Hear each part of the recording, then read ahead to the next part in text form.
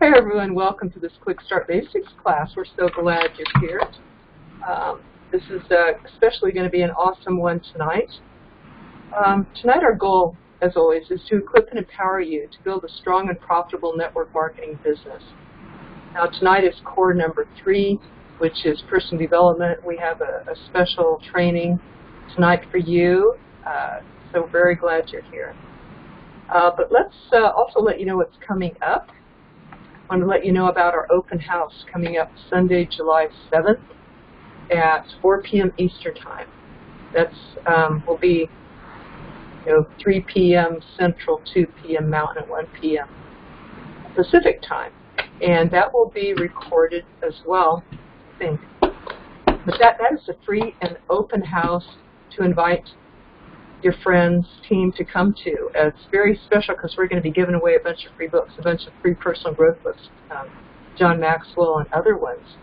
And the way that you or team members or friends can get the free book is to get the free ticket to the event at a link. You'll find that in the MLM Millionaire Club Facebook group, our private group for y'all for this class, at the MLM Millionaire Club Facebook group. And there's a free ticket there through Eventbrite where you can register for that to receive the free books and also to learn deeper the Favor script and the Favor method, the 10-minute presentation. So this is a perfect opportunity to let friends know about this, let your team members know about this, and they can hop on. So that would be another good one, David, for your question for your friend. Even if they're not there with you. If they're a network marketer, then I think they will just love this, as you guys do. So also, we have our MLM Lunchtime Leadership Show, Monday through Friday, noon Eastern Time. A whole lot of you pop on there, and we just love seeing you on there too. Usually, we cover one of John Maxwell's books every lunchtime show, which is the Irrefutable Laws of Leadership, the 21 Irrefutable Laws. And so we've been doing this every week for a year now, and we're celebrating this month for all of June with the book Think and Grow Rich. So we're covering one chapter a day in that, and that is so good to review. A lot of people say, oh, yeah, I've read that. It's been a while. It's good to review and refresh. It's quite enlivening me. It's quite opening up my mind and my heart and emotions to new possibilities. So it's wonderful to review. We're covering this Monday, tomorrow, we are covering the chapter on imagination in that book. And every day we cover one of the chapters. So again, that's another free thing to attend or invite people to. And of course, on Wednesday nights, if y'all don't know about it yet, and you're one of the newer people here, Wednesday night is our Leadership University. This is an inner circle within our school, the MLM Millionaire Club Generic School for Network Marketers. So Wednesday night's an inner circle where we cover leadership in depth with John Maxwell. It is such a beautiful, beautiful, deep, opening class to help you to implement the Quick Start Basics even better. So that class is available at a discount to Quick Start Basics members. So you can private message me about that, or you can find the link as well in the MLM Millionaire Club Facebook group. You can find the link to that Wednesday night class, MLM Leadership University. Leadership is like the apex of network marketing. That is where the big teams are and the big money is made. So, and the last thing I want to tell you about is that every Tuesday at 3 p.m. Eastern Time, Jeff and I do a sample class for people, for network marketers, so that they can get a lesson, a free lesson from our school, the Quick Start Basics. This Tuesday, it will be. We still have to determine what topic that's going to be yet. But we do this every Tuesday. We've been doing this for a year too, every Tuesday at 3 p.m. So we'd love to have you to all that stuff. For those who are the newer members of the club, I'm just going to introduce Jeff and me a little bit. Jeff has had 24 years of experience in direct sales network marketing, and he has personally recruited over 500 people frontline. He's built teams to over 11,000 people in 7 countries in 3 years. and is very brings just a wealth of experience. You just feel it. You want to take notes tonight and every night that we teach. Beth McCarty-Lee, body-mind therapist, holistic health practitioner for over 30 years. Also been dubbed shrink of MLM because I've helped network marketers to bust past blocks in negative beliefs, fears that go on so that they can then shoot ahead to their success. And to where their companies say, man, what got into you? That's some of the responses people have. I was also a full-time network marketer for years, so I know about that, award-winning, won a trip to the Bahamas and all that. My company went out of business. I went into personal growth. Now I'm helping bringing this back to network marketers as a dedicated generic coach. 10 core commitments. What are they? What is this class? Tonight we're on number 3 of the 10, but here's the 10. I'm going to just read this real quick. Number 1 is get started right. You and your team. Number 2, be here a year from now, about commitment, consistency. Number 3, personal development, which is tonight. Special treat for you tonight. Number 4 class is Market Daily, which is using the favor script and other ways to invite people to hear your presentation. And by the way, we cover one of these a week and in the Sunday night class. Okay, number 5, the 10 core commitments is present daily, which is using that 10-minute presentation. Number 6, attend a weekly presentation where you bring prospects. Number 7, attend a weekly core training, and you're doing that right now. Number 8, attend a monthly regional. And number 9, attend all company conventions. Number 10, create or have and follow a massive action plan. So these are the 10 core commitments. Every week we teach one of them. 90-minute class, and we turn off the recording, and we have open coaching for you. So besides grabbing pen and paper and just writing down a lot of things that you can catch you tonight and every night, we also, when we turn off the recording, we invite you to share with us your best takeaway that you got, so we know what you value, and so that we can also join you in a review. And then we take open questions that people may have. So that is for that part. Now, when you've completed all 10 of the 10 core, or watch either live or watch the replays, let us know, because we have a certificate for you. There are 10 levels of certificates in all. So when you have one done, one level, you start over with the idea of learning this again and again until you can teach it yourself to your team. So there are 10 levels of certificates. We have people working on the 3rd and 4th ones right now, which is real exciting, because repetition is the mother of success. That's why we do it, and the basics. Most people fail in life because they do not attend to the basics. Believe it or not, it's not going to be the next new fancy thing. It is to deepen and know and use the basics. So that's what we're committed to do here. And yes, I think we're ready to turn it over to Jeff and for the personal growth part tonight. All right, can you hear me? All right, well, welcome everybody tonight's Quick Start Basics. This is the 10 core. There's 10 basic things you need to know to be able to build your business, or 10 philosophies about the business, and pretty much every one of them, Best read through them, pretty much every one of them is simple and easy to do. The biggest problem is it's simple and easy not to do. It's very easy to get distracted. It's very easy to get off course.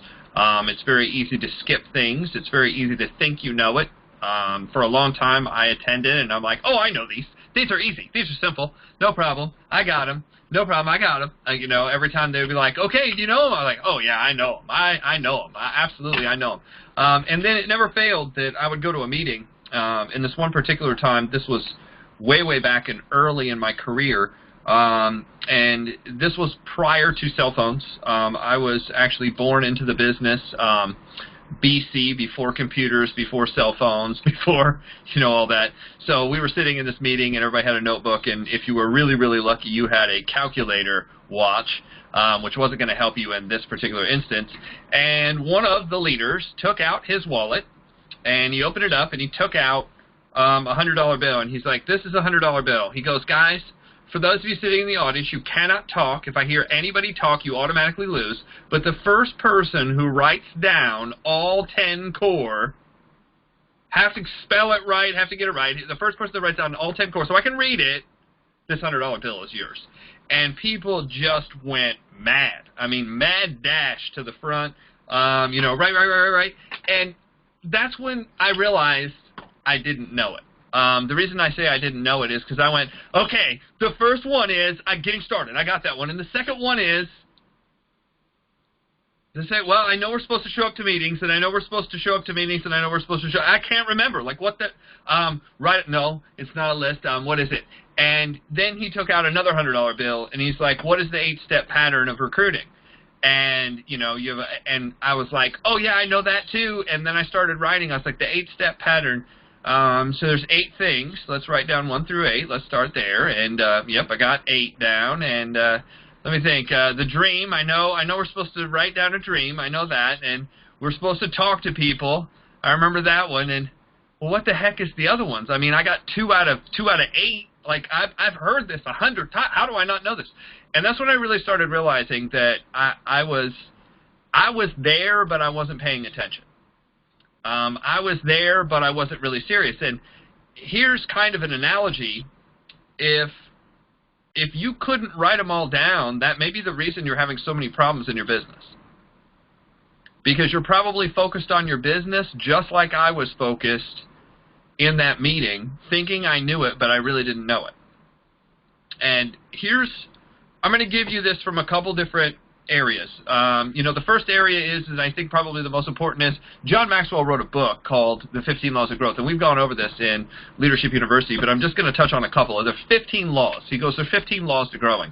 The first law is the law of intentionality. It says growth doesn't just happen. A lot of people think just because you're in the business longer that you learn more, and that's absolutely incorrect. Because if you're not actually applying any of this, if you're not physically doing any of the work, you actually haven't learned a single thing. You're accumulating more theory, but you actually don't know how to do it. Some people equate the fact that they've been in trainings and written notes that they know how to do this. And I would say the same thing would be true. Let's do this. Let's sit down and watch a bunch of YouTube videos on fighting, and then I'm going to put you in the cage with somebody who knows how to fight.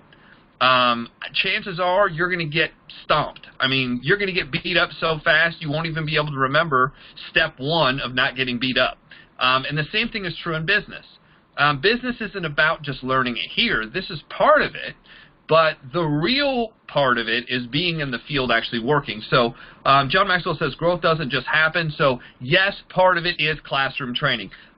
You know, 20 hours in the books equals 1 hour in the field. It was the analogy that was given to me. Step 2, it says the law of awareness. You must know yourself to grow yourself. So you have to know where you're starting at. What's your personality? What are the things you're good at? What are the things you're not good at? What motivates you? You have to know these things to be able to move forward.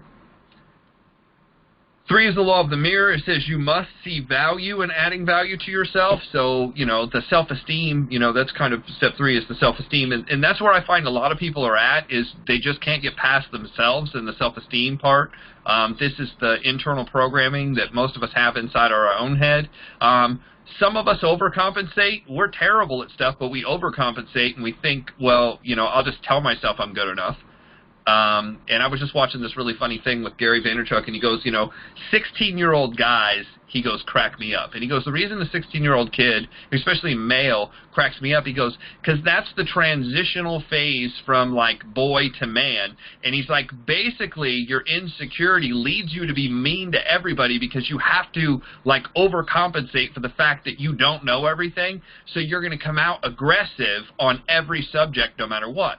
He goes, the reason I was so nice is I just didn't, he goes, I wasn't trying to impress anybody. I didn't care. I was actually secure with who I was, so I didn't care to go hurt anybody or to go get in anybody's face or to go fight. He goes, there was nothing to gain from that because I was okay with myself. He goes, but I think the same is true inside of direct sales and network marketing. You'll find a lot of people that what they'll do is they'll focus on this education. Oh, I need more education and more education, because their self-esteem is so low they feel like they need to overload some knowledge before they move forward.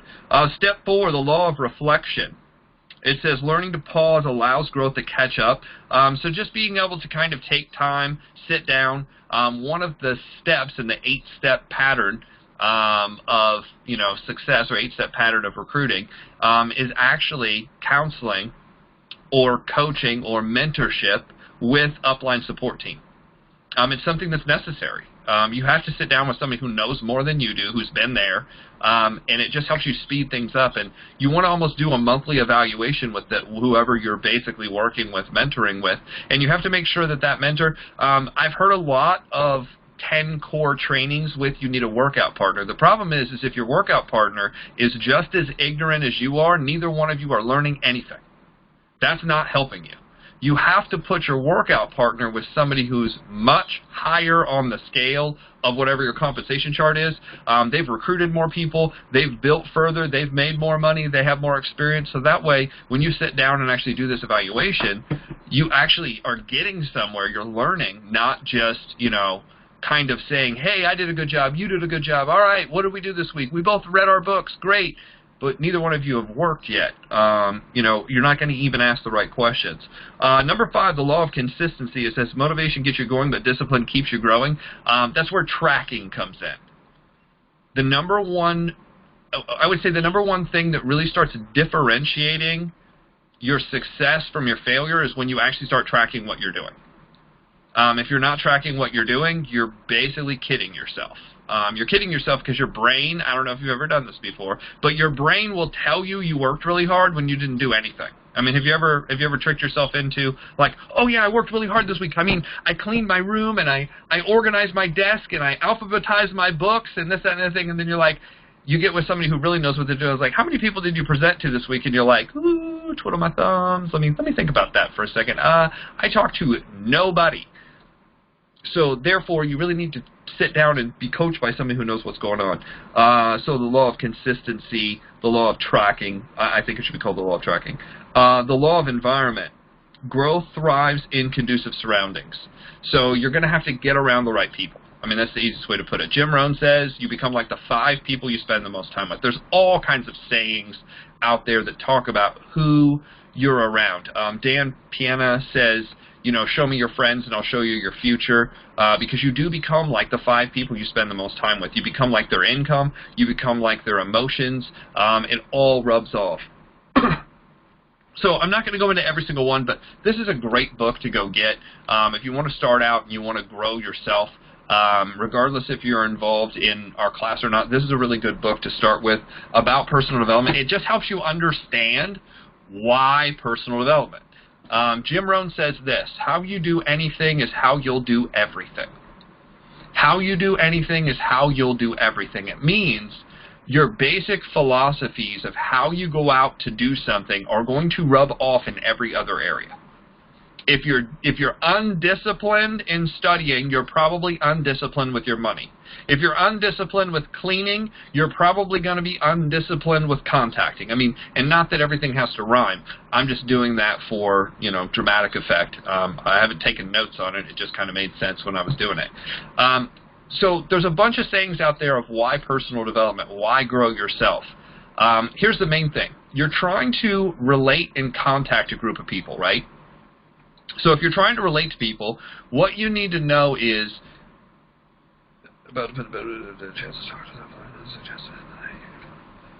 okay, so it just makes sense that if you're going to go grow a business, that you're going to have some specialized knowledge. The reason being is John Maxwell, along with many other people, say that to gain influence, people want to do business with people they know, like, and trust. And one of the easiest ways to know, like, and trust somebody is somebody who has knowledge. It's said that if you read 3 books on any one subject, you're smarter than 80% of the general population on that subject. I thought that was cool because I was like, well, dang, that gives me hope because I can read 3 books. I mean, that gives me hope. I think I can pull that off. And then if you read a 4th, 5th, 6th, 7th, think about how much farther you set yourself apart than everybody else on those subjects. Now, the question is what are the most important subjects to go study? I've always said you want to learn more about psychology and more about personal, like, personalities is probably the #1 thing you want to learn about, because it's not necessarily conveying how much you know about network marketing that's going to recruit people. It's about how much you know about basically becoming friends with people, because people do business with people they know, like, and trust. If they know you but they don't like you, they're not going to join you. And remember, recruiting is a higher level of sales. Like, if sales was here, recruiting is kind of off here. It's a higher level, meaning somebody will buy from you even if they don't like you, if they need the product. Like, if they needed this product and this product was going to do whatever it's supposed to do, if it was going to lower your blood pressure, or it was going to clear up acne, or it was going to grow your hair back, or it was going to do, I'm not saying this product does any of that, because it doesn't. I'm just saying, if somebody needed the product, they would buy it from you, even if they didn't necessarily like you, if that was the closest one to go to. And people do this all the time. They're like, man, I totally dislike so-and-so at so-and-so place, but because it's so close, I go there. That's sales. Sales is different than recruiting. In recruiting, the person who wants to say, hey, do you want to come buy this or sell this with me, there's a whole nother list of decisions in your head that you have to make. And, you know, I was just talking to a friend of mine, Tom, about this, because Tom was talking to me about struggling to recruit a bunch of people right now, and I said, well, there's a couple things. It's not just the company, and it's not just the product, and it's not just the compensation plan. In fact, it's a lot of other things outside of that. In fact, that's probably, you know, if you did an 80-20, that's probably 20%. 20% is the company, 20% is the product, 20% is the compensation plan. That's 20%. It has to be a legitimate company. It has to be a legitimate product. It has to be a compensation plan that pays money. Obviously, that makes sense. But when it comes to joining somebody, know, like, and trust, that's probably more of the 80%. So you're going to want to focus most of your energy on learning personalities. You're going to focus most of your energy on being likable. The book How to Win Friends and Influence People. The book How to Have Power and Confidence in Dealing with People by Les Giblin. Like, those two are amazing. How to Make People Like You in 90 Seconds or Less. Like, those books will win people over quickly. Somebody's got a question. If you want to write a question or you have a question, you definitely put that in the note so that we remember them. But I have, like, I needed to read all those. Like, when somebody offers you the book, when somebody offers you the book How to Win Friends and Influence People, like, 5 times, that's a clue, right, Jim? I mean, you know, somebody's like, hey, you really need to read this. Hey, you really need to read this. Like, I had 5 different people recommend that book, and they handed it to me, and I was just like, I still didn't, like, put my head on straight that, like, that they were trying to tell me something. Like, that is a clue. I also learned if anybody ever offers you a breath mint more than once, take it. Take it. That's good. You know, people are like, you should really chew this gum. Okay, you know. Now, anytime, I actually said that at lunch the other day, just as a joke. The friend of ours had Altoids, and they were handing, and I'm not sponsoring Altoids or anything. She was just handing them out after, and she's like, hey, would you want one? And I took one, and 2 other people at the table said, no, I'm good. And I jokingly said, I was like, if anybody ever offers you a breath mint, you say yes. I said, especially when recruiting people, and you're around people all the time. So, the next thing is to specialize knowledge. So you're going to need some specialized knowledge in network marketing, right? Because it would only make sense. People do business with people they know, like, and trust. So you're going to want to not only know about personalities, you're going to want to know a little bit about the industry. And there's a book called Think and Grow Rich. Bess and I are going over this right now on our daily show. But I thought there was a couple good things in here. He said basically there's 2 kinds of knowledge. There's general knowledge and there's specialized knowledge. He says general knowledge, no matter how great the quantity or variety it may be, is of but little use in the accumulation of money, or think about this, in the accumulation of building a business. General knowledge isn't worth anything. Specialized knowledge is. It says most professors have little money. It says they specialize on teaching knowledge, but they do not specialize on the organization or the use of that knowledge. It says knowledge will not attract money unless it's organized and intelligently directed through practical plans and actions to a definite end of accumulation of money or building a business. So the same is true with building. Watch this. Just putting people in your network marketing business by itself won't make you rich. Why? Because they have to stay and buy for you to accumulate wealth, right?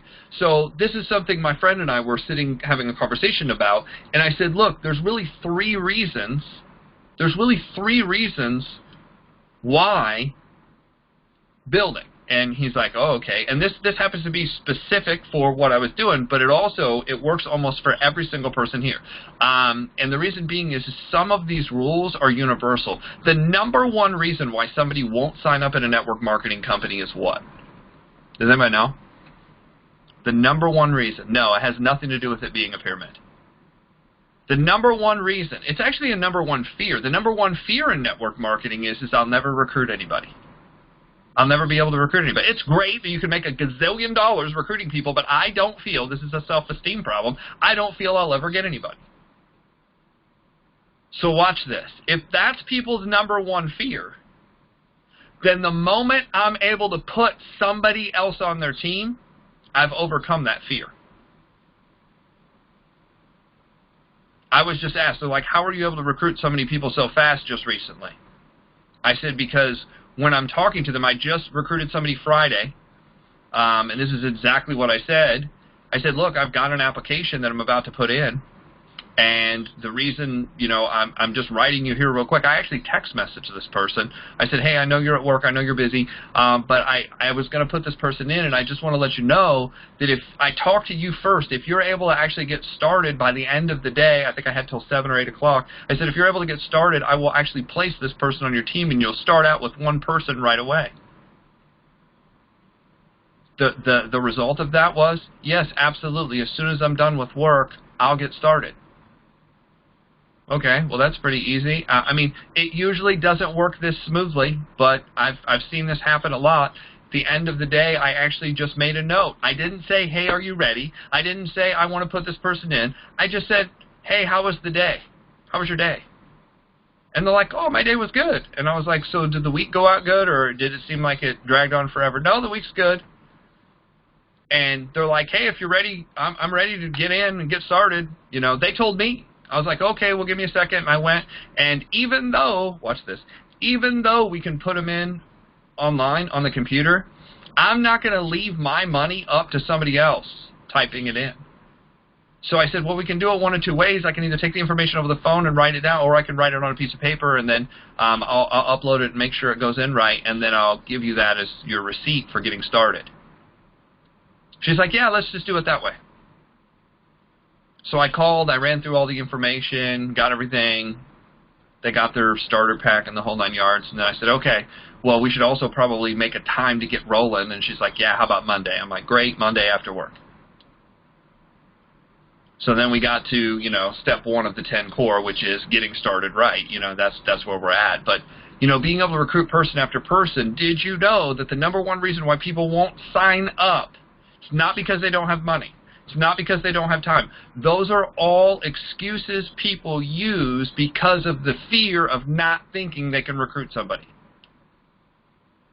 You know why? Because back in the day, they tried to sell popcorn and it didn't work out. Back in the day, they tried to sell Girl Scout cookies and it didn't work out. Back in the day, they tried to sell whatever and it didn't work out. And the self-esteem of most people is so low that they just don't feel, even though it might be the best opportunity in the world, they just don't feel that they will be able to convey that. Nobody will want to join me because I've been told my whole life that, I'm not good enough. That's what really goes on. So all of a sudden, we start recruiting people. So part of it is if you're in a company that can build depth underneath, you can use that to your advantage. If you're not in a company that can build depth underneath, we'll talk about another way to do this, which is basically you're going to use the second reason why to join. You're going to use that as your first reason. Because the second fear of people joining is either not knowing what to say or they don't like what's being said. Well, I don't know what to say to people. Again, it's insecurity, it's fear. I don't know what to say. Or the second is I don't like what they're telling me to say to people.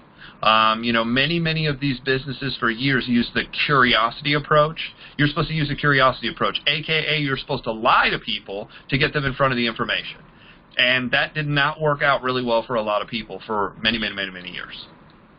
The deceiving people into looking at what you're doing is not a great recruiting method.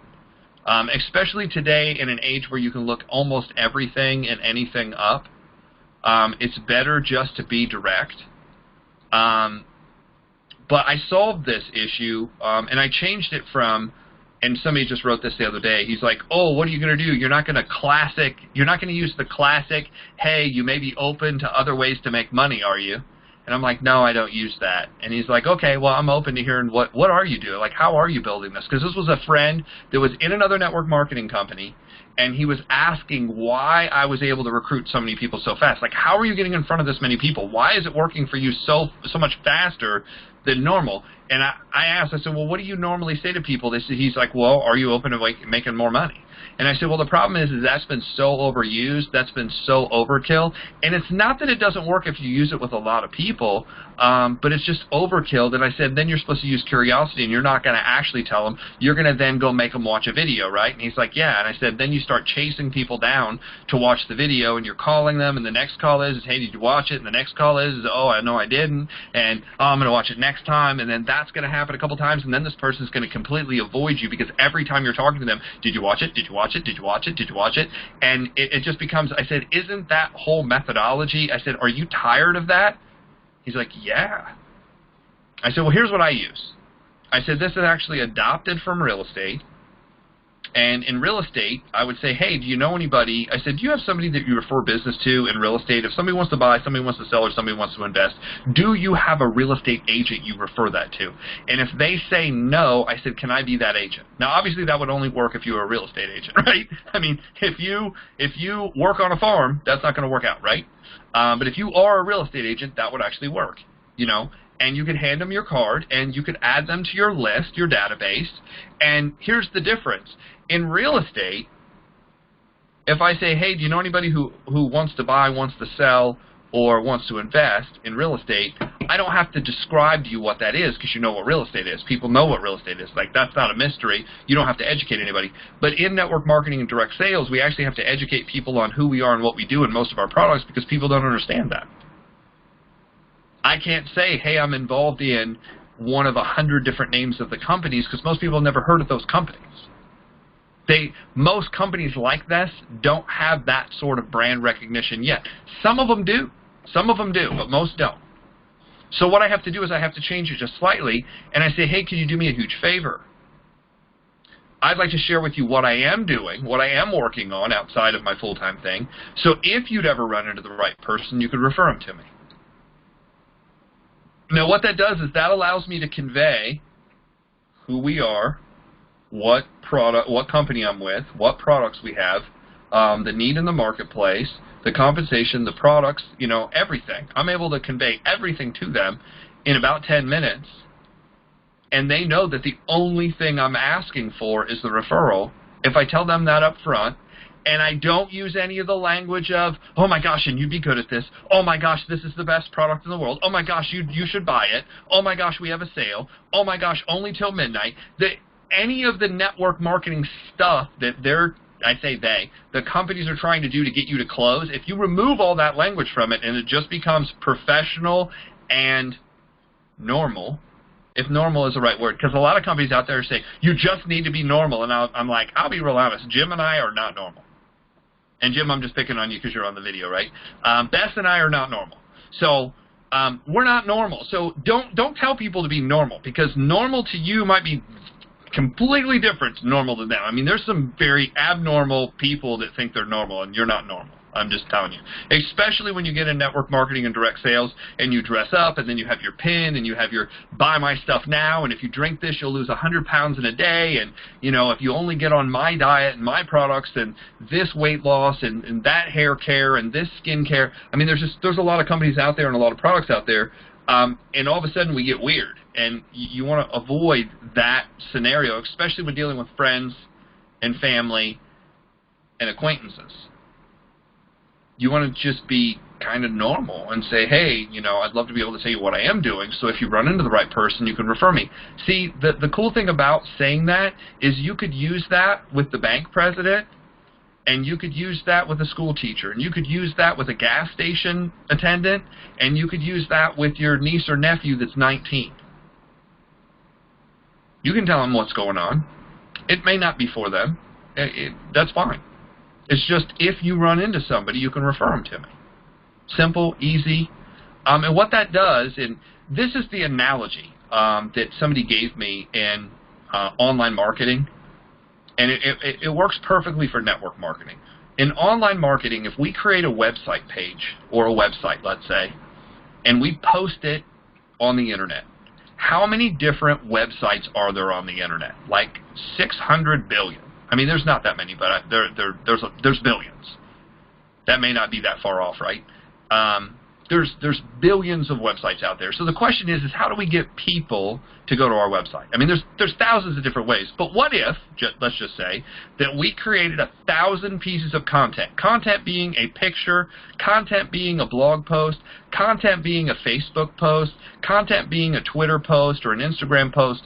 And in any one of those kind of posts that we're putting out there, LinkedIn post, article, in any one of those posts, we put a link back to our website. If we had 1,000 pieces of content pointing back at our website, what do you think the likelihood of somebody going to our website would be? Probably be pretty good. Now, if we boost it from 1,000 points of contact to 10,000 points of contact, now what is the likelihood of getting people there? Probably even greater. In fact, the more content, the more articles that point back to us, the better in internet marketing. Now, let's use that analogy for network marketing. What if you let 100 people know what you do so they can refer you? What is the likelihood of somebody calling you and saying, hey, you know, so-and-so might be interested in your product. So-and-so might be interested in that opportunity. I don't know. If you could get 100 people to know who you are, what you do, how to get started, what it costs, where to go, like they know enough about it to be able to, like, you need to go talk to Lisa, or you need to go talk to Steve, or you need to go talk to Jim, you know, you need to go talk to Adrian or Olga or, you know, Becky. If we had, you know, 100 people who knew who we were and what we did that were pointing back to us, the likelihood of us getting a referral would probably go up a lot. In fact, if you do this often enough, certain people will instantly, I mean, the minute you're talking to them, they're like, I know who needs this. Can I get them on the phone right now? You're like, hold up, I haven't trained you on how to do a three-way call yet. I mean, I've watched people stop. No, you have to get in first. Let it happen, people. Let it happen. Let it go through. It will naturally go through. Here's the thing. If you're doing the business the right way, referrals will be a natural result. If you've never gotten a referral, your system is broken. If you've talked to over 100 people is what I'm saying. Now, if you went from 100 people knowing about what you did to 1,000, what's the likelihood then of people reaching out to you saying, hey, I want to join, or I need what you have? It goes up considerably. What would it take in the course of a year? If you were in for a year, what would it take in the course of a year to get to a point where every year you let 1,000 people know what you do? What are the numbers? What are the metrics on it? At 3 people a day in 300 days, you would have 900 people who knew what you did. So the analogy that the guy gave me, he goes, if you would talk to 2 people a day 5 days a week and explain to them, present to 2 people a day 5 days a week for 365 days, you would literally expose or show about 1,000 people what you do. 1,000 people a year, which means in 5 years, 5,000 people know what you do. If you got a 1% return off of that every year, meaning 1% of people would refer over and join, that means how many people would you recruit? 50. 50 a year. That's approximately like 4 people a month. 4 people a month would be 48. So that would be, 4 people a month. That's 1 a week. I mean, if you, right now, in any one of your businesses, anybody on here, if you were recruiting 1 person a week consistently every week for the next year, where would you be at the end of the year in your company? Pretty well off, right? I mean, you may not be the top earner, but you'd be a top earner, if that makes sense. In 2 years, most of you could probably retire if you were then placing those people in the right place strategically to build up your teams. So this is where specialized knowledge comes in. The third reason would have to be something unique about your company or the timing of your company. That's going to be specific to each person's methodology of building and what you're going to do to help them, how you're going to help them. The third reason could be you have this school or you have this class that's teaching people from all different companies how to work. You know, we've been promoting people, I hate to say it, but we've been promoting people in the school faster than a lot of companies promote their own people. Specialized knowledge. So the lack of understanding of this fact has been the source of confusion to millions of people who falsely believe that knowledge is power. Knowledge is not power. Knowledge is only potential power, and it only becomes power when and if it's organized into definite plans and actions and then directed to a definite end. Now think about this. If I were to place you in a team, and then I was to place the next person, the next person, the next person, I drilled that down 100 levels, depending on your comp plan. It may be 3 levels down, it may be 5 levels down, it may be 3,000 levels down. But if I was able to drill that down and you had that group of people underneath you, what is the likelihood of you succeeding in that company? Most people are like, big. So here's some specific words. Do you trust me? Would you trust me with whatever the entry fee is? Would you trust me with the $100 that it takes to get started? Would you trust me with the $59 or the $39 or, you know, companies have different, you know, would you trust me with the first order? Because some companies, the first order makes you a customer and also puts you in. Specific language. So here's something I thought of. When you talk about attracting people, John Maxwell says the law of magnetism is that you will attract who you are, not what you want. Now, this goes for all of us. If you want to build your business to a very high level of success, what I mean is 6 figures or more, there's something that hit me that the people who make 6 figures or more, almost in every case, now there's always an exception to the rule. I'm talking about the majority, not the minority. That there is a certain blueprint of who that person is or who those couples are and what they project out. And I'm going to give you 10 categories that you'd want to develop yourself in to be able to have conversations, relate to people, and attract others. And think this through, like on a scale of 1 to 10, how you do in each one of these categories and who you're attracting. The first one is faith, philanthropy, and giving. What I found, not in every case, but I'm talking about the majority, not the minority, is the people who achieve high levels of success in network marketing are philanthropists, are givers in general. They go after and they help other people. Now think about that. If that is not you and that is not your personality, will you be able to attract that type of person? And the answer is probably no. Because the law of magnetism says we attract who we are, not what we want. And if you say, but I don't have anything to give, first of all, that's probably inaccurate. And it's a limiting belief. It basically means what you're saying is you do not have, which right off the bat will hurt you in business. Because there's a bunch of stories out there, but the story of the lady that gives $1 actually just gave, I think she gave 1 shilling, $1. I can't remember the exact wording for what she gave. And the person says, oh, look at that lady, she only gave that 1. And, you know, the teacher basically says, yeah, but she gave everything she has, where if you put a treasure chest in front of it, we know you just gave a smidgen of it. Anybody can give. The question is how you go about doing that. There's another training that I'm a part of, and they have a very specific thing on Wednesday called Wealth Wednesday. And Wealth Wednesday isn't so much about showing how much money you have, but showing your heart about how much money you have to be able to give. And there's just different things people were doing. One of the things that I thought was really cool was a guy actually took 2 $20 bills, and he went to the child formula like where you mix up formula for little kids, and you put the $20 underneath the lid. And obviously somebody's going to pick that up and buy that at some point, and there's going to be $40 there. So very specific, you know, the person who did this, he was a single dad. And he's like, there have been certain times where I was like, you know, I wish I had an extra $20, an extra $40. And that's what he was able to do. And he's like, this one activity changed me. You know, it changed me. And I can say not only did it change him, but this particular leader in this group that was doing this with people, he's like, it changed everybody in the group that read it.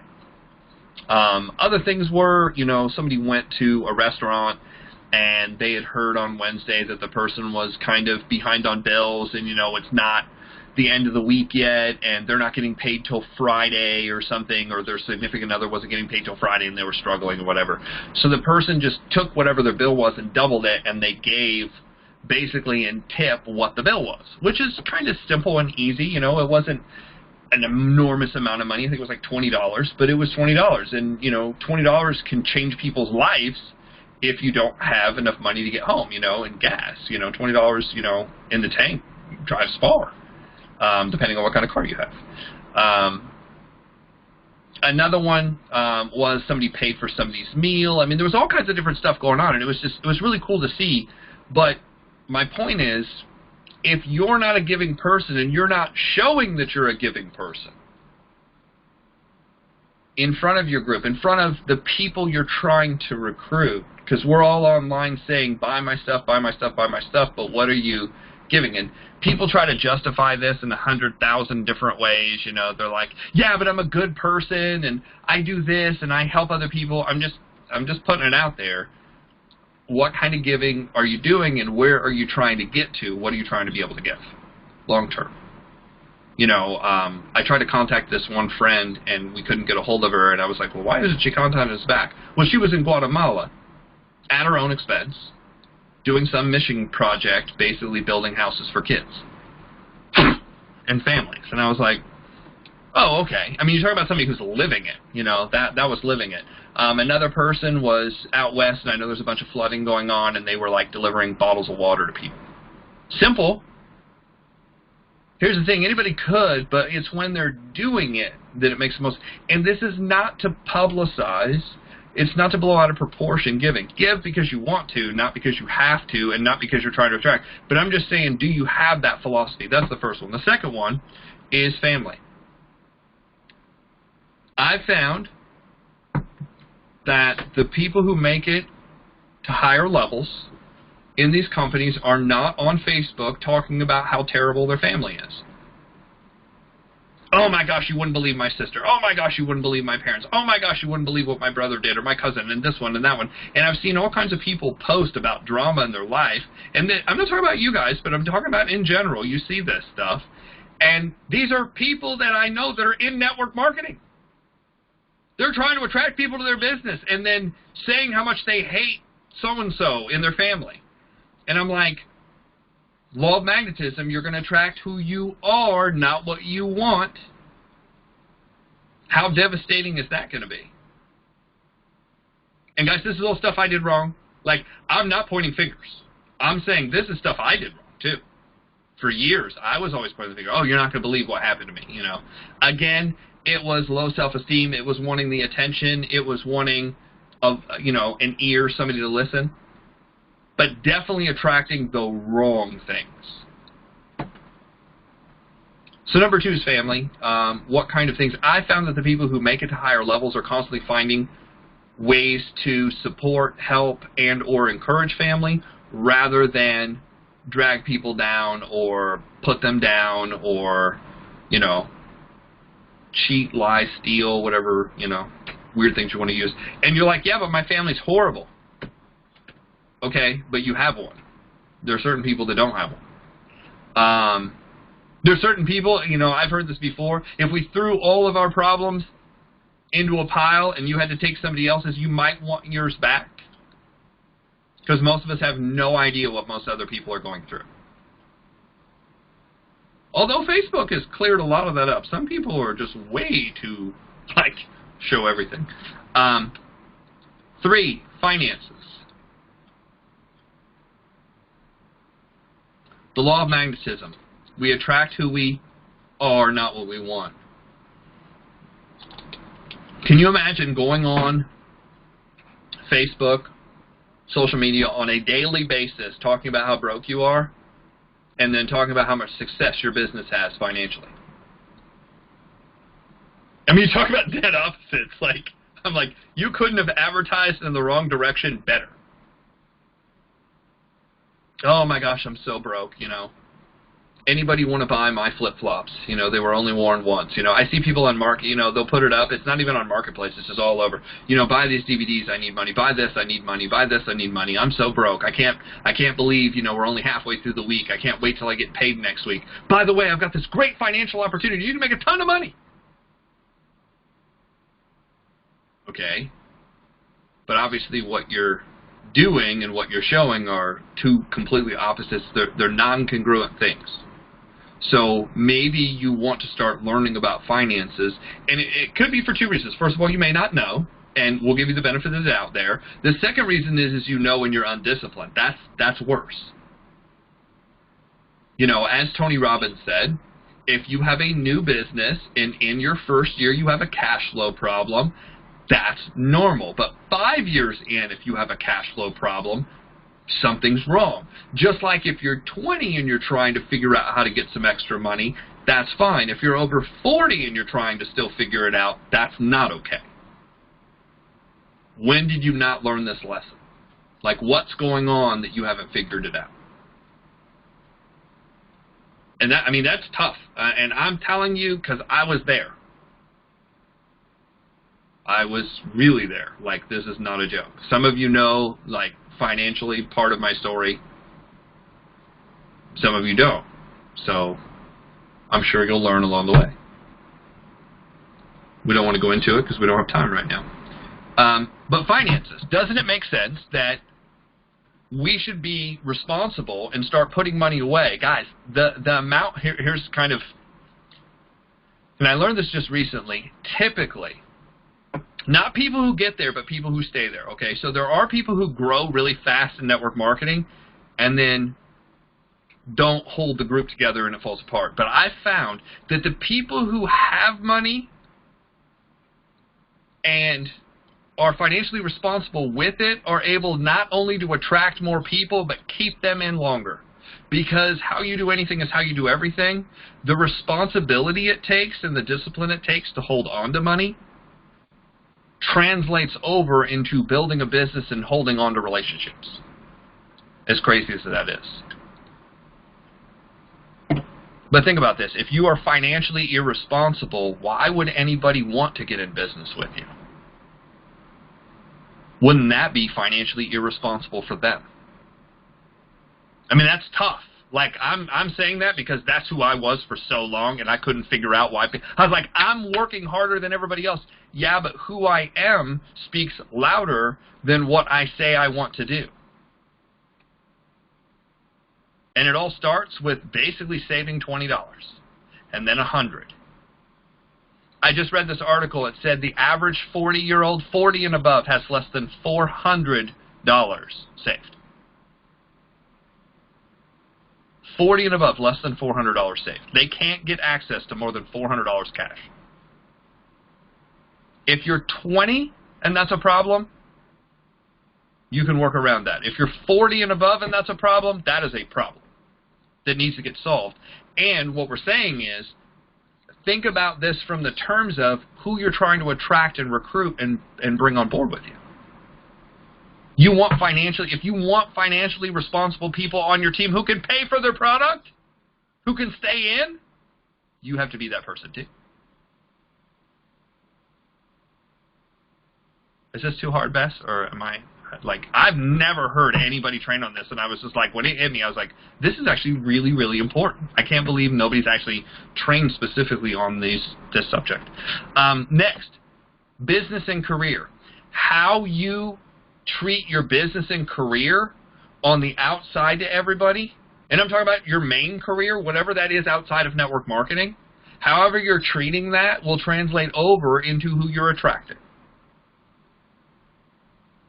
And now there's always an exception, right? There's always the exception of the homeless man or the homeless woman that was living on a friend's couch, that was borrowing a bicycle, that was riding 18 miles uphill through the snow in California.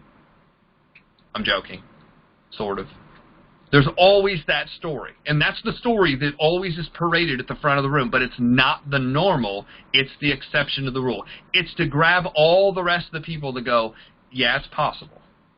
I get that it's possible, but it's abnormal.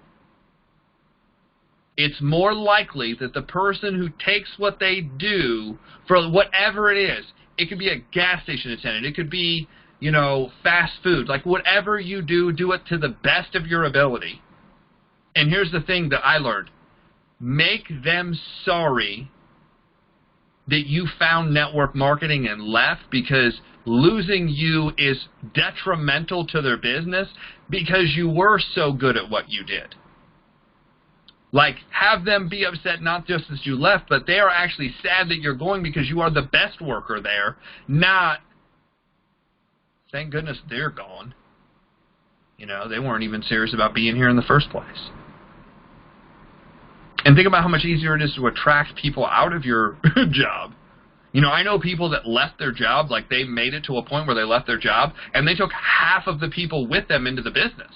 And I know other people that were like, other people were trying to get them out because they were so toxic to the workplace, because they were constantly talking about, when my business takes off, that most of the people that I know like that end up getting fired. They don't leave because they achieve success in network marketing.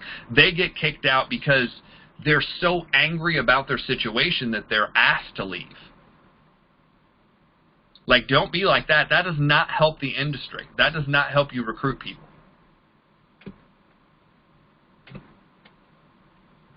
You want to develop better habits and better attitudes about that. The next one is fitness and health. If you're in a fitness and health business, it would make sense to be health and fitness conscious. Like, that just made sense to me. I can't tell you, because I'm in that industry, at least that's, you know, my fiance and I, we work out, you know, I've been in martial arts, I study, you know, I've got my doctorate in natural health.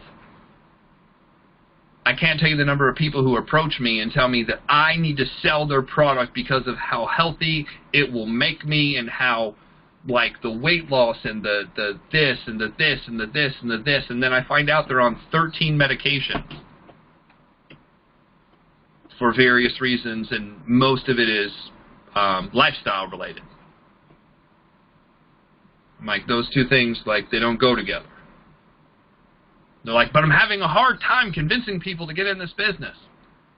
I'm like, if you would just go do what you're telling people to do, you'd be really well off, because, I mean, it would work for you, and then people would see the results. By the way, if you don't know this already, the reason 80% of the network marketing industry, or maybe it's 60%, I think it's 60%. 60% of network marketing is basically two categories, for those of you who don't know this.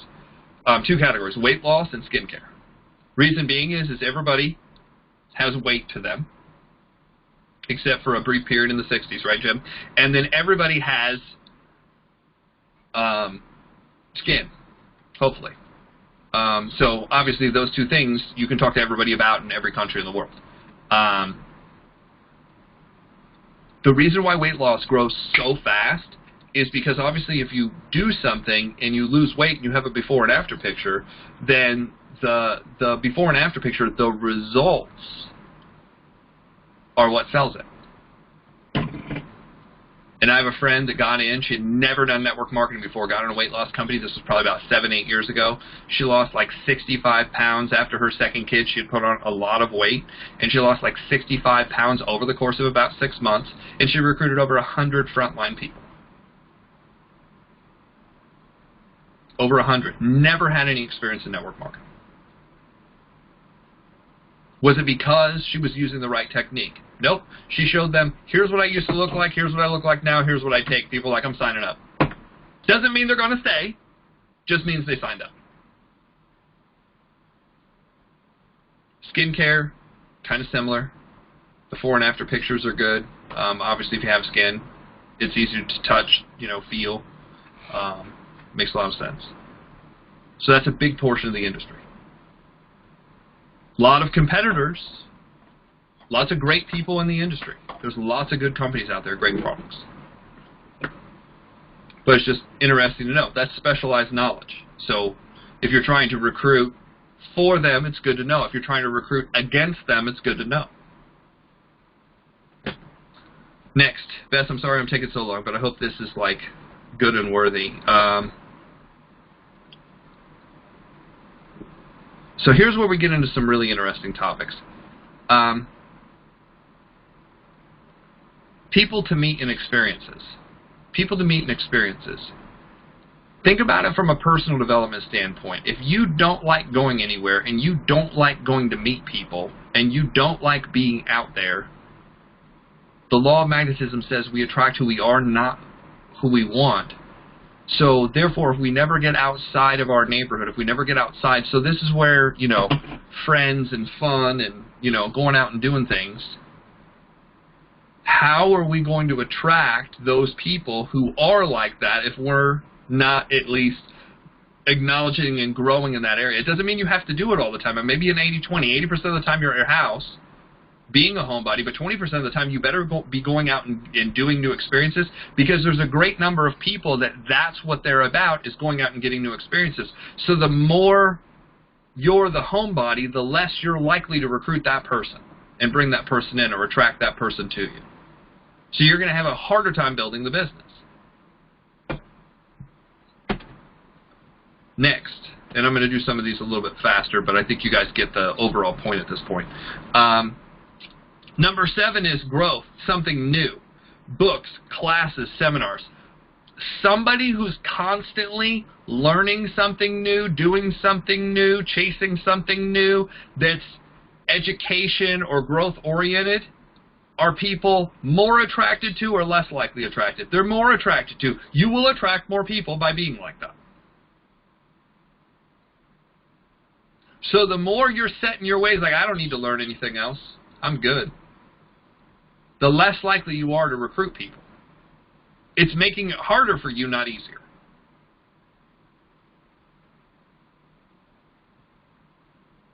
Number 8. I'm just going to use, like, entertainment shows, sports. Entertainment shows, sports, theater, concerts, artists. Like the genre of entertainment, right? Certain people are like, I don't like any of that. I'm not a sports person. I don't care. Let me give you some statistics. 1.3 billion people watched the World Cup in the last World Cup. So the minute you're like, hey, I'm not really interested in sports and I just don't care about any of that, are you willing to give up 1.3 billion people if you're in a network marketing company that's worldwide? Maybe it might make sense to learn a little bit about it so that way you can just have a conversation. Instead of saying, I don't like it, and you instantly turn off 1 billion people, I mean, that might cost you something. There were 250 million people, 250 million people that watched the last Super Bowl. I'll be real honest, I'm not a huge football fan. But I know enough about it to have a conversation. I know more about college football than I do about, like, the professional league, just because I have friends that are coaches and friends that have been players, and I played for a short period of time. Not enough to say that I was good or know what's going on, but I can have a conversation about it. 75 million people watched, and I think the statistics are right around 100 million people are watching the NBA final. But you don't want to know anything about sports because sports doesn't interest you. So far, we've just clicked off over 1.5 billion people. And then there's all the specialty sports. The fastest growing sport in the world, organized running. Second fastest growing organized sport, UFC fighting or cage fighting. It has kind of a bunch of different names. MMA fighting. Oh, I hate that stuff. Okay, you just eliminated a ton of people. What's worse is you hate that and you're in a health and wellness company. And you're telling people, oh, I don't like that. That's incongruent, meaning that will not help you build your business. That will not help you attract people. It doesn't mean you have to know everything, but it means it would be helpful to grow a little bit in that area and understand a little bit to have a conversation.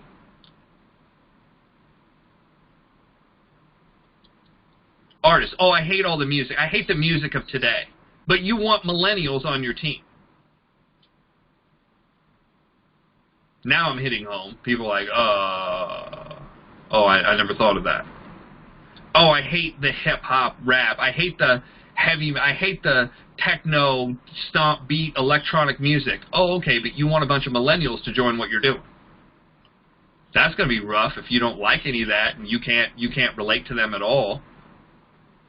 That's how to win friends and influence people, coming in and tell people to turn that shit off so you can talk to them. Like, you're not winning anybody's friend. Because here's the thing. People, it's funny, people will work all week, people will work all month, and people will work all year to go see their favorite artist. Right? People will fly outside of the country if they knew their artist, if their favorite artist had retired and their favorite artist was going to play in Cancun or somewhere like that. People will actually, like, leave work, call off sick, get on an airplane, fly somewhere they've never been, get a passport just to see their favorite artist. Especially if they were coming out of retirement. I mean, people lose their mind over music and arts and things like that, but you're not interested in it because it doesn't make sense to you. Are you attracting people to your business or are you repelling them? The same is true with theater or any other genre like that, but I'm talking about the big ones. You kind of have to look at, oh, I hate the movies today. Oh, I hate them. All of those super. You know, my mom was talking to me about this. She's like, I just hate all the Star Wars, Star Trek, Marvel stuff. I was like, yeah, combined those three genres combined did just about 60 billion in sales over the last 20 years. 60 billion. But you're not interested in it. I was like, I wonder why it was so hard for you to recruit. And it's one thing to feel that way. It's another thing to tell people and project it out there in front of the people you're trying to recruit. We're almost done here. Travel. You're a homebody and you're like, oh, I'd never go there. I'm good right here. You know, I like my space and my little town and I like my people and I like to go for walks. I could never see myself going to the city. Meanwhile, people will work all year, put in extra hours, kiss the rear end, kiss the dog, kiss whatever they need to kiss, to be able to get time off for a week to go to the place you're telling them that's stupid. Oh, I'd never go to the beach. I'd never go to the city. I'd never go there. I hate airports. I hate hotel rooms. Okay, but you realize like 50, somewhat, I think it's upper 70% of people live for that week that they get to go do that. That's their whole life, is being able to go do that, and you're throwing up on it as they try to tell you about it. But you want to recruit them. My ultimate favorite one, talking about incongruency, is I'm like, why do you want to get in this business? And they're like, man, I want more time so I can travel. I was like, awesome. Our next convention's in Orlando. They're like, oh, I can't go there. I'm like, didn't you just tell me you wanted to go to Disney World? Yeah, but I can't. I got to work. I got this. I got that. Okay.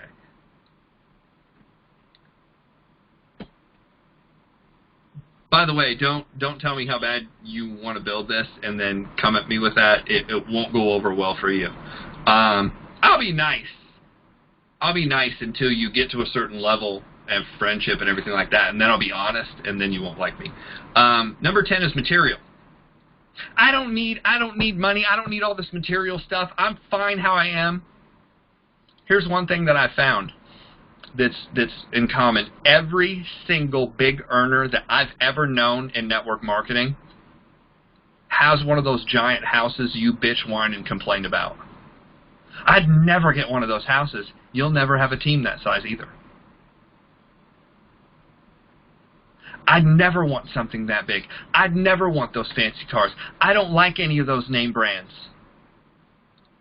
Okay, but you want all these people on your team. You want all these people in your business.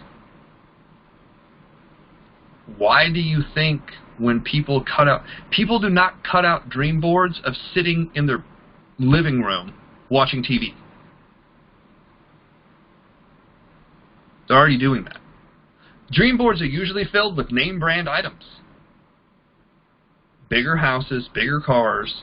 The dream going up, not going down. I'll give you a couple for instances. Even in the situation Bess and I are in. The top teachers in network marketing, what has Eric Worre been spending 2 years building, Bess? A house. A big house.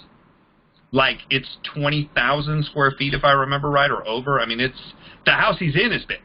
But the house he's building was bigger. Ray Higdon, what has he spent the last 18 months building in Florida? New house. Is it bigger than the last house? Yes.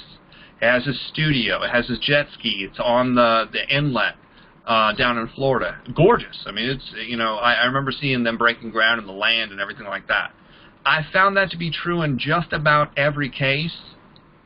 So if you're sitting there telling people that that's not important to you, that you don't care about having any big house and this, that, and everything, you realize you're cutting out about 90% of the reason why people are building the business right now. That is the thing that they have on their dream board, and you're telling them that's not important to you. So here's what they're doing every time you walk in the room.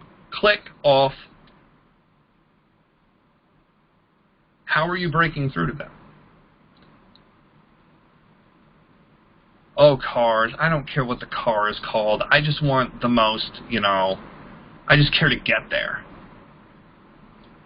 Drive down any busy city in America, and what do you see? Dealership after dealership after dealership after dealership after dealership. Turn on TV, even for an hour, how many car commercials do you see? And you're telling people that a vehicle just doesn't make any sense to you and doesn't mean anything to you, where some people, that car represents how they feel about what they're doing. And we can get down to name brand clothes and jewelry and everything else, but I think you guys get the point. When you're telling people that crap isn't important to you, you are literally killing your ability to build.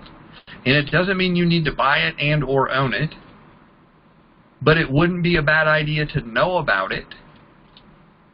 And personal grow in, of course, 80% of the area is people. 80% of the area is the area of expertise that we have. But this 20%, all this other stuff that I've just got done talking about, that's the people we're going to talk to. That's who we want to recruit to our team. When people start talking about wanting to go overseas and visit cool places, and you're like, oh, I'd never go overseas. I'd never get a passport. That's just too much. Like, it's too dangerous to go there. Think about it. So, I went too long.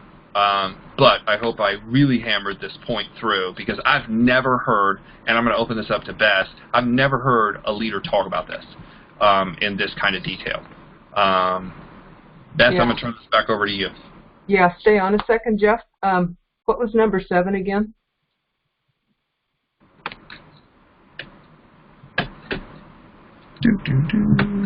Seven was books, classes, seminars, overall growth. Okay. I loved it. I have not heard a checklist before of the categories that people, you know, we say do personal growth, but I haven't seen like a checklist. Now I have one. So I took a lot of notes, and I've circled the ones that are my weaknesses, the ones that I have downplayed as not being real important, like sports. It's not my thing, but yeah, half the people I know love it or into it, I'll sit with them and watch a game with them just for the social thing. I'll do that. But, and I sort of look at them cheering, and getting really involved in all that stuff. So I have my weaknesses here. Eating in restaurants is another one for me, right, Jeff? Because I'm a raw food person and, organic, non-GMO and all that stuff, and I can very rarely find something in restaurants. But yet, that's where a lot of things happen. When I lived in Austin, I was networking all the time. I was a speaker that spoke all over town and everything, speaking a lot, networking. All revolves around food.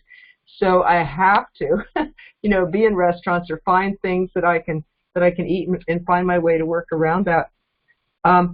So could you just say the categories real quick again, and then I invite people who are listening here just to write down maybe your 1 to 3 weakest points, because that's important. A chain is the strongest, its weakest link. So could we just say the 10 again? Yeah, the first one was faith and philanthropy or giving. The second one is family. And family doesn't necessarily mean direct biological family. Your family could be, some people, they don't have a direct connection with mom, dad, brother, sister anymore. It's just the people they spend the time with the most that are really beyond. You have friends, and then you have people that are family. Third is finances and or money. 4 is business and or career. 5 is fitness and health. 6 would be friends and or people to meet, because there's sometimes a target, market that you want to break into. Experiences. 7 is growth. 8 is entertainment.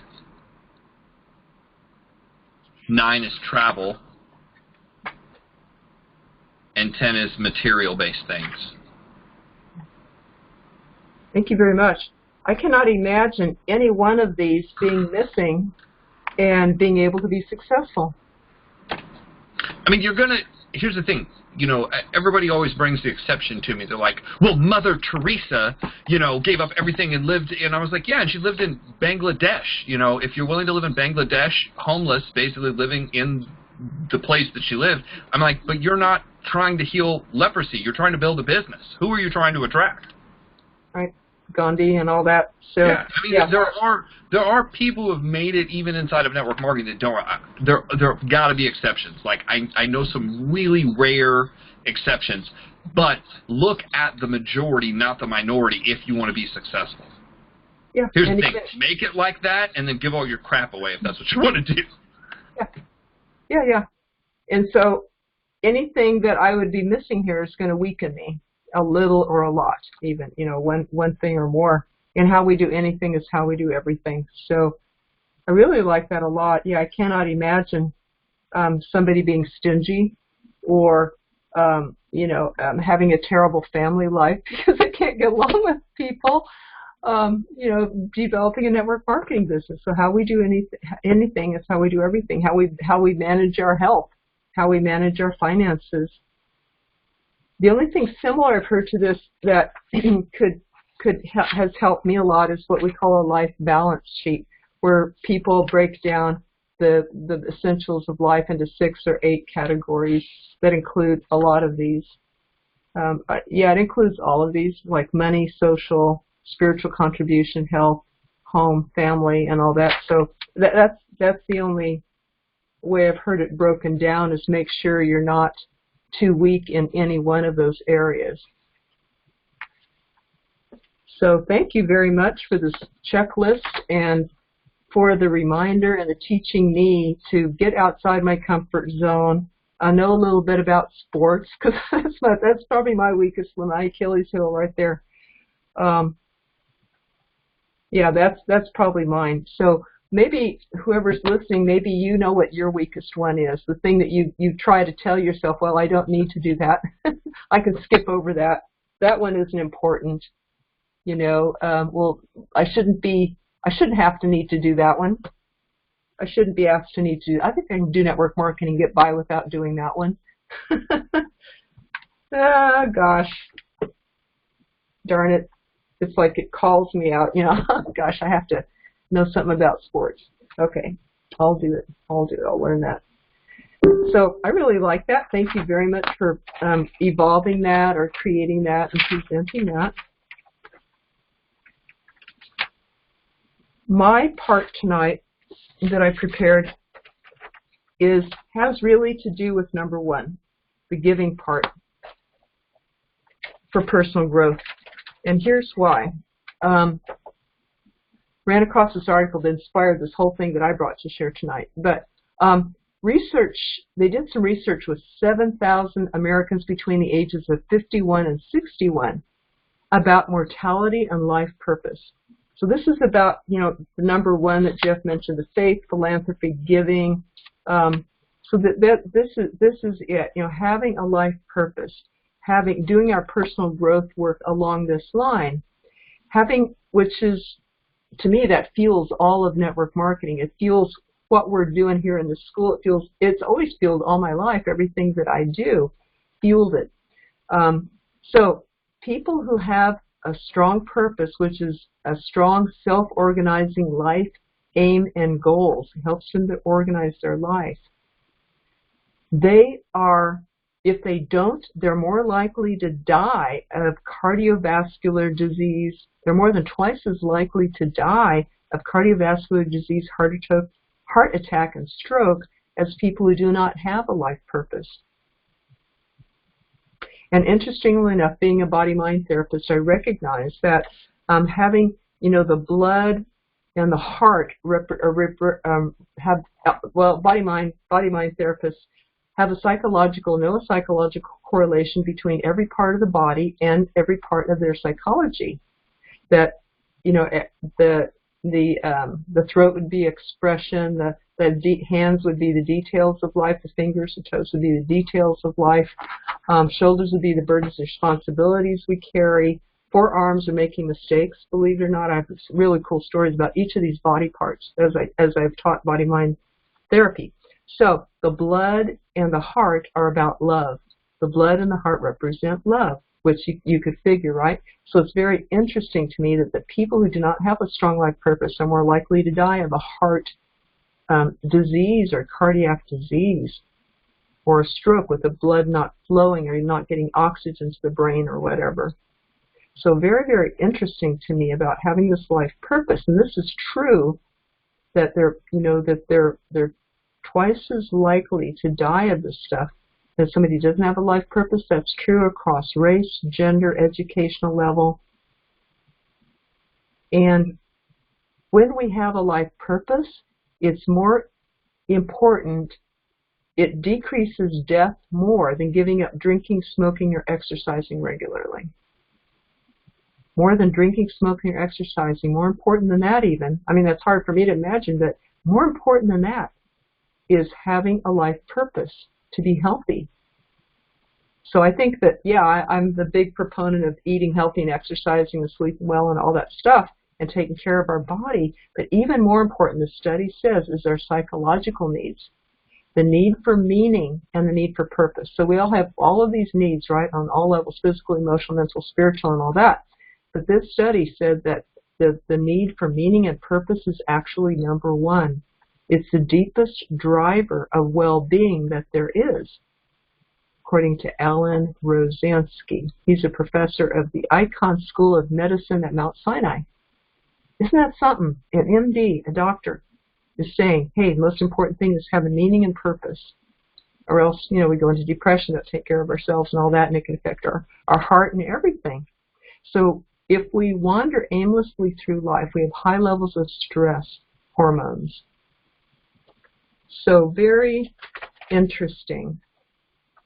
And I then asked myself, what could stop me from truly contributing to life?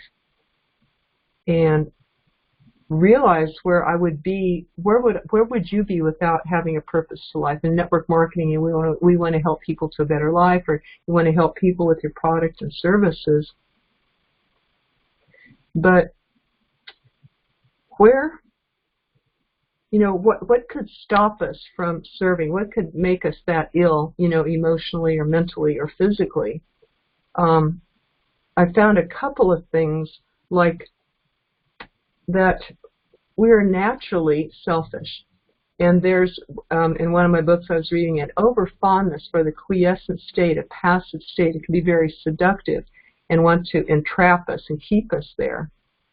And I read the spiritual story about, the seeker and the spiritual master were climbing the mountain. They rest for a moment to look at the view and all that.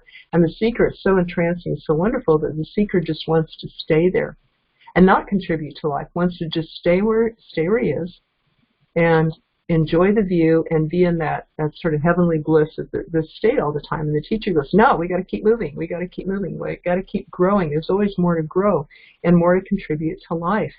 So a lot of people, complacency can be a seductive trap, especially here in this country, where we're not starving like most of the world is. And we think, oh, I'm okay. I'm okay with 6 figures or whatever. And like Grant Cardone says, you could, with more, you could help more people. So this has helped me to think outside of my comfort zone and not just being okay myself, but to be able to contribute to life, have that purpose. And that, again, the people who have that greater purpose and sense of contribution to life are healthier on all levels and happier. But that selfish habit or temptation to kind of just play small, stay where I am, just be content, just think of me, just take care of me, and to be in that passive state. I have seen that in myself. And even though I've worked against that for 40 years, I've been focusing on service and the spiritual path that I'm on and contributing to life, I still see remnants of it tempting me and pulling me back and say, hey, it's just comfortable over here, let's just stay over here. So still have to work against, still have to be on guard. They say heaven must be re-won every day. And that service attitude in me has to be re-won every day. So what motivates you? What motivates people? Usually 2 things I found in all the hundreds of network marketers that I've coached is that they want to help family, themselves and family, and then they want to help a bigger contribution in the world. So we want to remember that. Like a friend of mine, she put her story up on Facebook the other day because I asked for stories like that. And her daughter went away to college. I think it was outside the country. And I think a flight would have cost like $1,000 round trip. And at that time, she couldn't even afford to go visit her daughter like once a year. She couldn't afford that. She didn't have that extra money. And she just said, that's sick. I'm gonna get a network marketing. That's my why, to be able to go and visit my daughter. Well, she not only made that much money, but I think within 6 months she made enough to visit her daughter several times a year. And not only that, she made more money to actually pay for her daughter's education. And then she made more money to host her whole family in whatever country her daughter was that she was graduating. She hosted the graduation ceremony and hosted her whole family and put up her whole family there. So that was her why. And what she could do, she stopped thinking small. There's a fellow named Todd Smith who is a realtor, and he said, we're not in network marketing, we're not making money. We are saving lives. We are saving relationships. We're saving marriages and family. We're saving sanity. We're saving our quality of life. Because he got out of real estate. It was burning him out. His wife was ready to divorce him. Wasn't seeing his kids or anybody very much. And he realized that network marketing, he wasn't making money. He was saving lives. And I posted not long ago a story about a lady named Lily that this guy encountered in an airport coffee shop.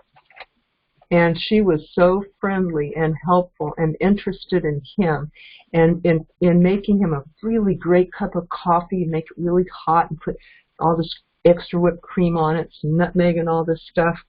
And, asking him questions. Where are you going? You're going to go see your family. You're going to make some memories and all this stuff. And he was like not used to all this friendliness of somebody, interested in him. He started looking around for a hidden camera or something. And he asked her about herself. He goes, well, how does somebody, serving coffee why are you so happy? And she goes, I'm not serving coffee. I'm pouring happiness. I thought, how can we apply that to network marketing? We're not really network marketers selling products and training people to sell that. What are we really? Something I came up with was freedom fighters, helping people to fight and achieve their freedom financially, and like the guy who broke free of, the noose of working around the clock in real estate, or my friend who broke free of the poverty so that she could give this to her daughter. Not only see her, but pay for her education, pay for her graduation party and all that. That's tremendous. What a good feeling that must be. So I thought, freedom fighters, what are we? What's your word that you would come up with for what you do?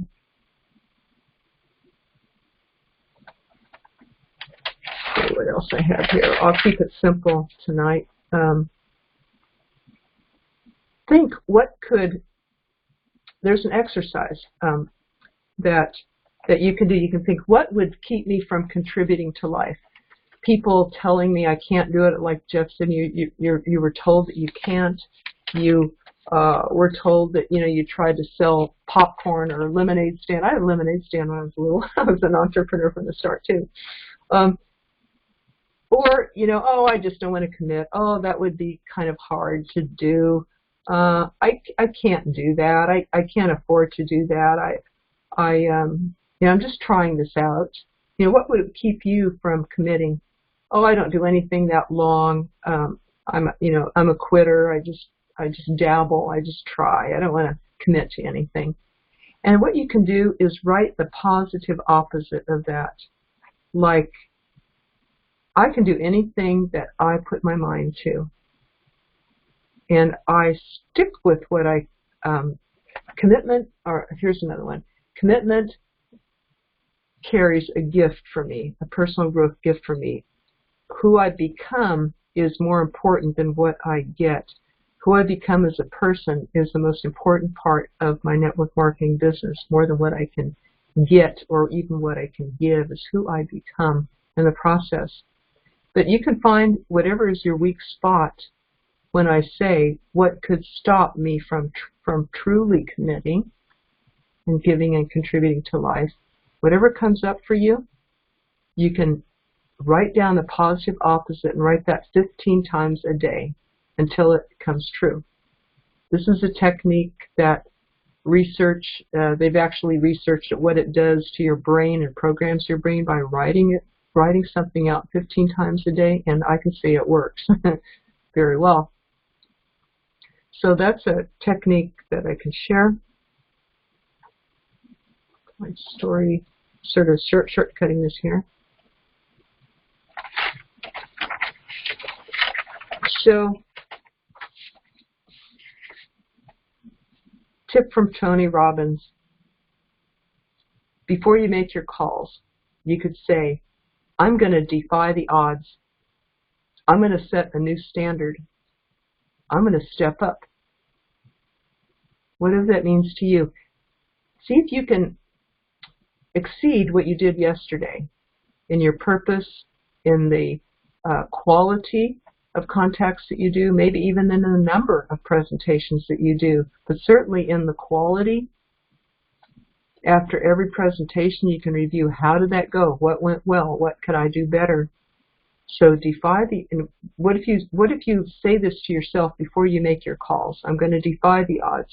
I'm going to set a new standard. I'm going to step up. And defying the odds can be, I'm going to defeat my past. I'm going to defeat my history. Whatever I haven't been able to do before, I'm not going to let my past define me. I'm going to bust past that. Couple takeaways I heard from ANMP, a recent conference that happened in, I think in Houston or Dallas. Anyway, takeaways. We don't close deals, we open people. That's from Jason Brown. And you're not here to watch the game. You're not even here to play the game. You're here to change the game. Be a game changer. Set a new standard.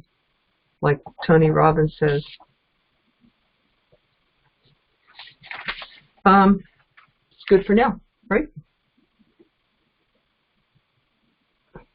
I think so. Let's do this. We're going to go ahead and turn the recording off, but before we do, we're going to let you guys know that the open house is going to be July 7th. It'll be at 4 p.m. Eastern Standard Time. We will be giving away books, and if you haven't already registered, you should. We'll put a link out there to be able to do that. And with that, I'm going to turn the recording off, and then we're going to get some insights real quick.